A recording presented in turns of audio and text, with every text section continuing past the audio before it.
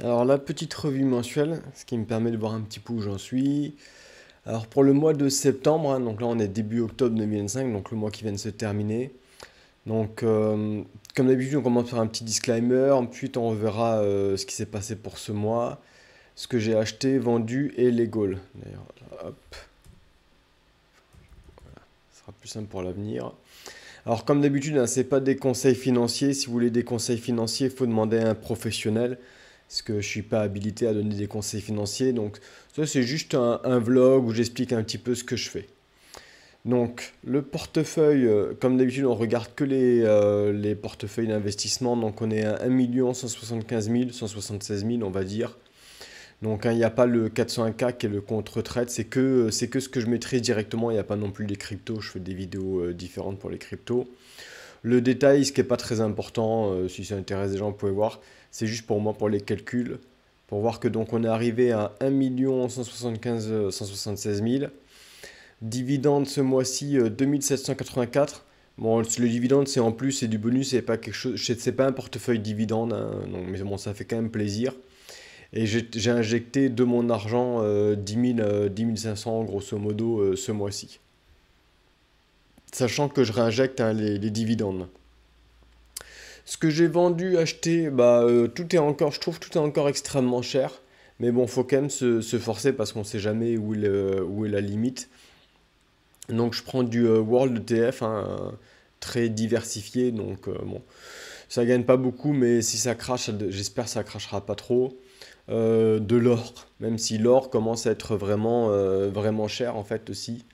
Mais bon, pareil, hein, il y a aussi une grosse partie de tout ça, c'est la dévaluation du dollar et la dévaluation des monnaies en général. Donc bon, VXUS, c'est un ETF en dehors des US parce que comme le World Total est, on va dire, très surpondéré par les US, ça c'est pour me permettre vraiment un peu plus diversifié.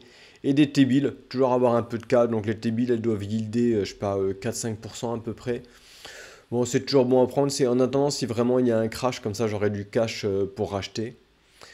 Pour les buts de cette année, donc on arrive bientôt à la fin de l'année. Donc pour les buts, alors j'en suis où? Je voulais passer les comptes jusqu'à 500K. Donc là, on est à peu près sur tourne voir. On est à 575. J'essaie de les garder à peu près alignés. Donc 570, on va dire. Donc ça m'embête un peu parce que la limite, c'est 500K ici si la banque fait faillite. Mais bon, 600, on n'est pas très très loin. Donc ça, au moins, c'est fait. On est arrivé à 500K, voire 550. Je crois que le but, c'était d'aller à 550. Donc il faudra que je vois l'année prochaine qu'est-ce que je fais maintenant que j'ai dépassé la limite.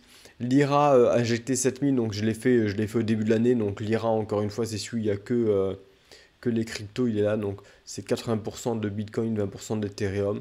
C'est que des cryptos ETF. Je pense d'ailleurs pour les cryptos, d'ici la fin de l'année, ça va encore monter. Et après, peut-être en 2026, je verrai si je vends les cryptos pour passer à autre chose au cas où. Un truc un peu plus safe, hein, parce que là, c'était juste pour vraiment essayer de profiter de la pump. J'avais fait ça fin 2024, enfin pour le cycle de 2024, là, le halving 2024, j'avais tout mis en crypto. Les dividendes, j'aimerais bien arriver à un SMIC, en fait, un SMIC de dividendes. Je pense que ça va le faire, parce qu'il reste encore quelques mois et on est à 20 400, sachant qu'on veut atteindre 21 000, donc ça va.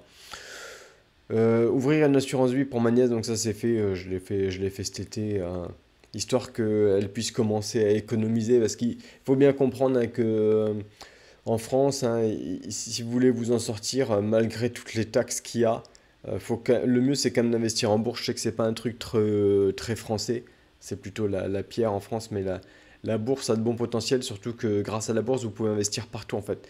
Vous n'êtes pas obligé d'acheter une maison dans une ville qui se dégrade chaque mois avec des squatteurs, etc. Donc le stock market, hein, le marché action est quand même pour moi quelque chose de très important si vous voulez vous en sortir en France. Même si mon conseil premier pour vous en sortir en France, c'est de se barrer. Si vous n'avez pas le choix, investir sur les stocks, c'est pas mal. Donc voilà, donc c'était un petit peu la review pour ce mois-ci, donc je vais continuer. Et il va falloir que je réfléchisse au but 2026. Qu'est-ce que je vais faire l'année prochaine? Mais bon, voilà, on va continuer là-dessus. Et je ferai une vidéo, allez, promis ce week-end, je trouve vraiment pour faire une vidéo pour revoir tous les ETF que j'ai dans mon portefeuille et les quelques actions que j'ai, si ça intéresse des gens, on sait jamais.